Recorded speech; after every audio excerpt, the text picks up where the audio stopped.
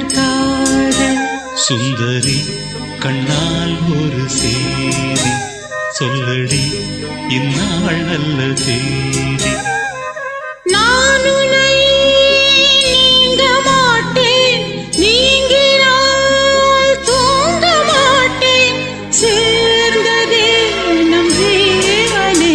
சுந்தரி கண்ணால் ஒரு சேதி சொல்லடி